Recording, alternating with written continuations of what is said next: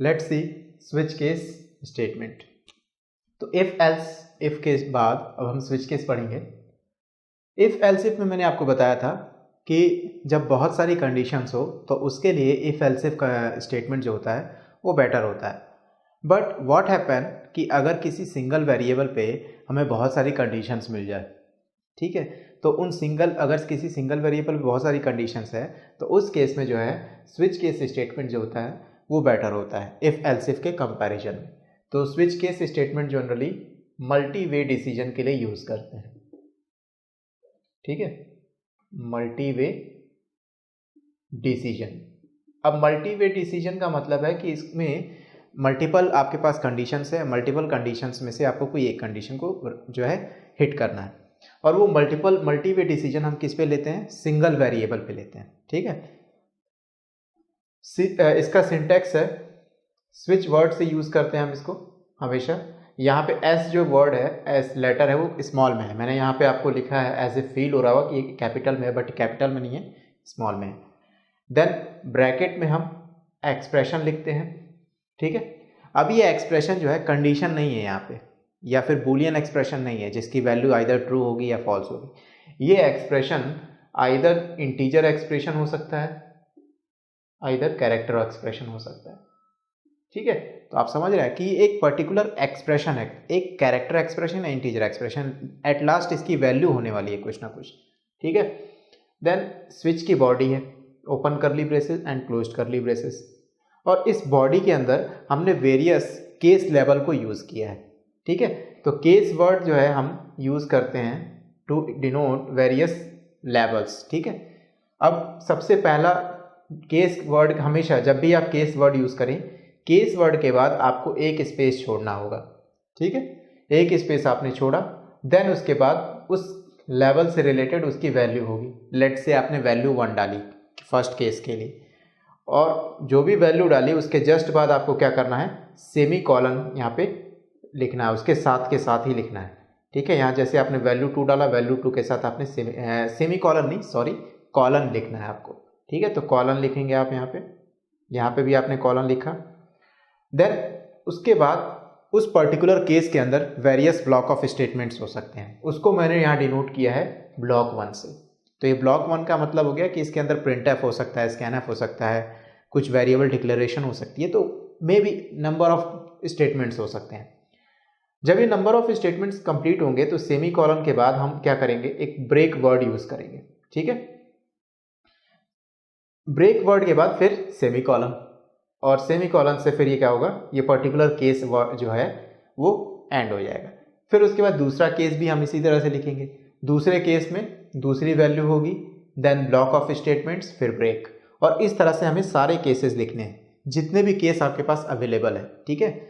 चाहे वो आपके पास 5 केसेस हों, 10 केसेस हों, जितने भी केसेस होंगे उनको आपको इसी पैटर्न में, इसी वे में लिखना होगा स्विच केस के अंदर। एंड फाइनली एक डिफ़ॉल्ट आता है, ठीक है। ये डिफ़ॉल्ट ऑप्शनल होता है, इसको आप चाहें तो यूज़ करें, चाहे तो नहीं यूज़ कर सकते। तो डिफ़ॉल्ट के बाद हम कॉलन लगाते हैं, एंड फिर उसके बाद उसके अंदर भी कुछ ब्लॉक ऑफ स्टेटमेंट्स होती हैं जिनको मैंने यहाँ ब्लॉक से रिप्रेजेंट किया है, और फिर उसके बाद ब्रेक यूज़ किया है। तो ये जो ब्रेक वर्ड है ये एक्चुअल में सी लैंग्वेज में एक स्टेटमेंट होता है, break statement. So break and continue, ये 2 स्टेटमेंट्स यूज़ करते हैं हम फ्लो कंट्रोल के अंदर स्पेशली। तो ये करते क्या हैं, ब्रेक एंड कंटिन्यू स्टेटमेंट जो होते हैं वो फ्लो कंट्रोल में एक पर्टिकुलर लाइन से जंप करके आपको किसी पर्टिकुलर लाइन पे ले जा सकते हैं। जैसे लाइन नंबर 1 से आप जंप करके लाइन नंबर 10 पे जा सकते हैं, लाइन नंबर 100 पे जा सकते हैं, ठीक है। तो ये इनका बहुत बड़ा एडवांटेज होता है। लेकिन ब्रेक और कंटिन्यू को सेम वे में नहीं यूज़ करते हैं, ब्रेक कंटिन्यू को अलग अलग वे में यूज़ करते हैं, बट इसका पर्पस जो होता है वो जंप करने के लिए होता है, ठीक है, प्रोग्राम में जंप करने के लिए।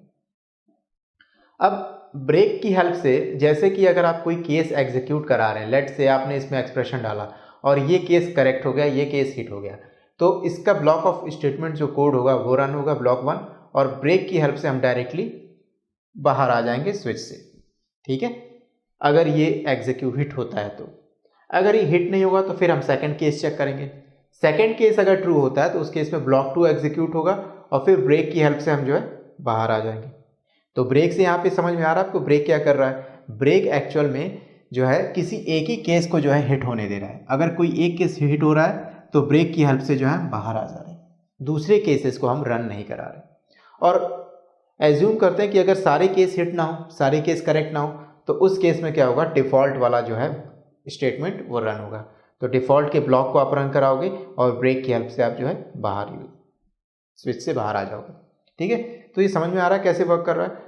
इसमें आपको ध्यान क्या रखना है कि ये एक्सप्रेशन या तो इंटीजर हो सकता है या तो कैरेक्टर हो सकता है। दूसरा, केस और वैल्यूज़ के बीच में हमेशा गैप होना चाहिए। ये जो वैल्यूज़ है मैंने यहाँ सीक्वेंस वाइज लिखी है 1 to n, ठीक है, 1 2 3 सो ऑन एंड, लेकिन ज़रूरी नहीं है कि सीक्वेंस वाइज हो। हम इसको जो है अनसीक्वेंस वाइज भी लिख सकते हैं, कोई इसमें जो है प्रॉब्लम नहीं है। ओनली वन थिंग केयरफुल रहना है इसमें कि यहाँ पे वैल्यू रिपीटेड नहीं होनी चाहिए। वैल्यू 1 आ गया तो वैल्यू 1 दोबारा नहीं आएगा, वैल्यू 2 आ गया तो वैल्यू 2 दोबारा नहीं आएगा। ठीक है, एंड एट द एंड आप डिफ़ॉल्ट यूज़ करोगे, डिफ़ॉल्ट ऑप्शनल होता है। ठीक है, डिफ़ॉल्ट को ज़रूरी नहीं है कि आप एंड पे यूज़ करो, आप डिफ़ॉल्ट को स्टार्ट में भी यूज़ कर सकते हो, इन बिटवीन कहीं पे भी यूज़ कर सकते हो और एट द एंड भी यूज़ कर सकते हो। ये आपके ऊपर है कि डिफ़ॉल्ट को आप कहाँ यूज़ करना चाहते हो। लेकिन जनरली ज़्यादातर केसेस में जो है हम डिफ़ॉल्ट को लास्ट में ही रखते हैं। ठीक है, बट ऐसा कोई रूल नहीं है इसके लिए, एक कन्वेंशन है, एक ट्रेडिशन है जो फॉलो किया जाता है डिफ़ॉल्ट को लास्ट में रखने के लिए। ठीक है, तो ये हो गया इसका syntax. Now let's see it's flow chart. तो फ्लो चार्ट में क्या करेंगे? सबसे पहले स्टार्ट करेंगे। ठीक है, स्टार्ट करने के बाद हम आ गए स्विच के एक्सप्रेशन पे, तो ये स्विच एक्सप्रेशन हो जाएगा। अब ये कोई ना कोई वैल्यू होगी, क्योंकि आपको पता है कि एक्सप्रेशन क्या होता है, वो जब उसको सॉल्व किया जाता है एक्सप्रेशन को तो उसकी कोई ना कोई वैल्यू आती है, आइदर इंटीजर और कैरेक्टर।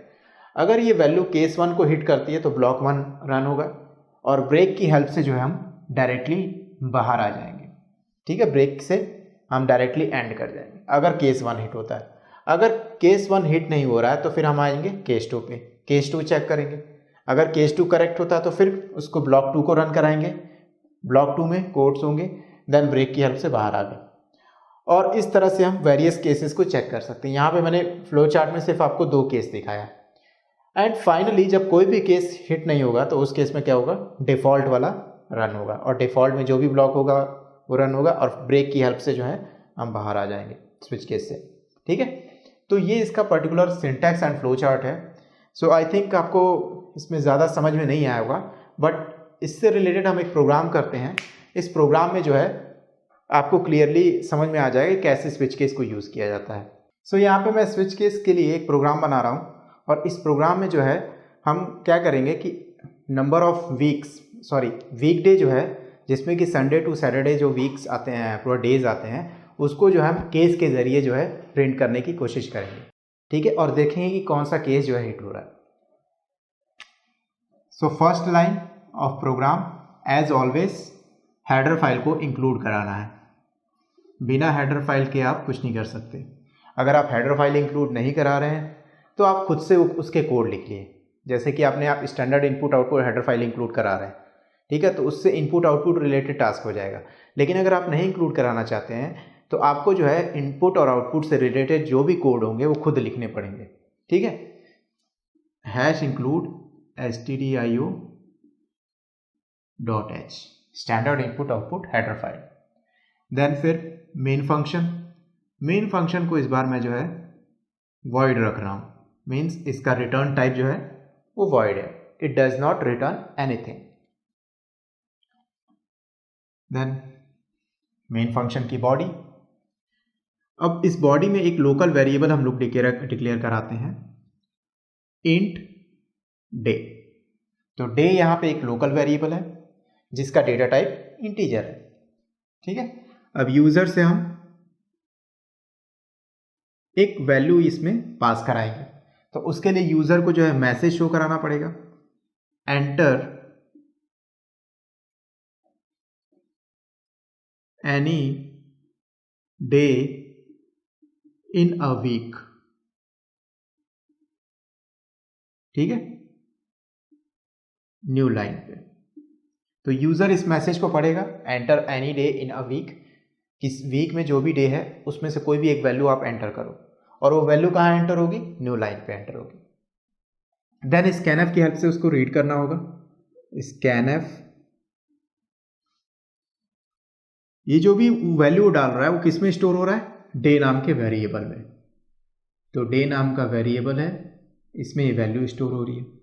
तो इस वैल्यू को रीड करने के लिए आपको इसका फॉर्मेट स्पेसिफायर बताना होगा। %d से हमें ये पता चलेगा कि इसका जो डेटा टाइप है वो इंटीजर टाइप का है। देन उसके बाद इसका एड्रेस, तो %day से इसका एड्रेस पता चल जाएगा। आ रहा है समझ में? अब जो है इसके बाद हम स्विच केस यूज करेंगे। स्विच, मैंने आपको बताया था कि स्विच में हमेशा कोई ना कोई एक्सप्रेशन पास होता है और वो एक्सप्रेशन आइदर इंटीजर होता है या कैरेक्टर होता है। तो यहाँ मुझे स्विच में जो है इस डे को पास करना है, ठीक है। तो स्विच डे पास कर दिया, ये कैसा एक्सप्रेशन है, एक इंटीजर। देन स्विच केस की बॉडी, अब इसमें केस वर्ड यूज करेंगे, केस वैल्यू 1, तो केस 1 को कर दिया, केस 1। इसमें प्रिंट करा देते हैं हम printf, अगर केस 1 हिट होता है तो न्यू लाइन पे संडे एंड देन ब्रेक से जो है हम बाहर आ जाएंगे, ठीक है। अगर केस 1 हिट नहीं होता है तो केस 2, ठीक है। केस 2 में भी हमने printf से प्रिंट करा दिया मंडे,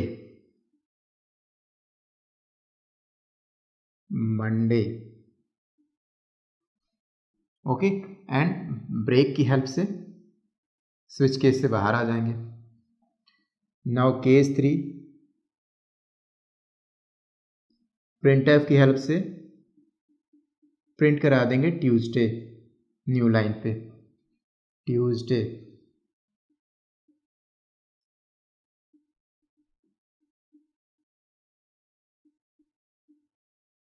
आई थिंक आपको प्रोग्राम विजिबल हो रहा होगा, मैं पास पास लिख रहा हूँ क्योंकि यहाँ पे स्पेस का कांस्टेंट है थोड़ा, ठीक है।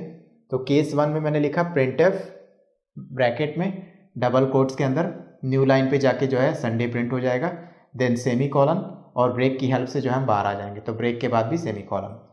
देन केस 2, केस 3 एंड फिर केस 4। इसमें हम प्रिंट करा देंगे वेडनेसडे, न्यू लाइन पे वेडनेसडे,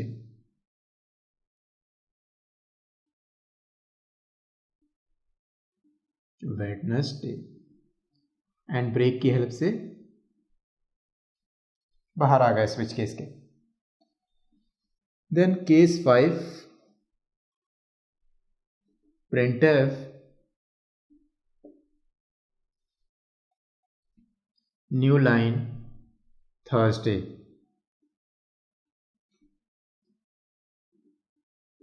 एंड देन ब्रेक की हेल्प से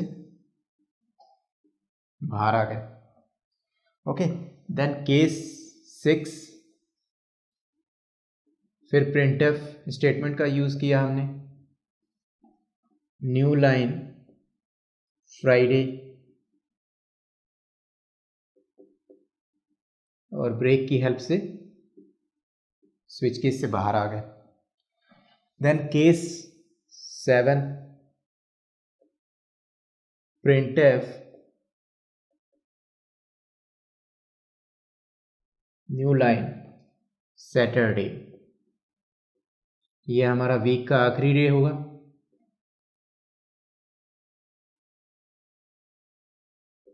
और ब्रेक की हेल्प से बाहर आ जाएंगे। एंड देन फाइनली हमारे पास एक डिफ़ॉल्ट केस होगा, डिफ़ॉल्ट के बाद कॉलन, और इसमें हम प्रिंट करा देंगे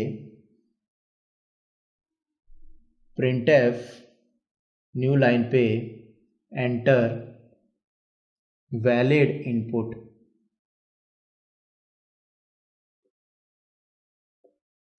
और उसके बाद break statement, and then switch case complete हो गया। स्विच केस जब कंप्लीट होगा तो इसकी बॉडी भी क्लोज्ड हो जाएगी। जब इसकी बॉडी क्लोज हो गई तो मेन फंक्शन की बॉडी भी क्लोज हो जाएगी, तो ये मेन फंक्शन की बॉडी हो गई।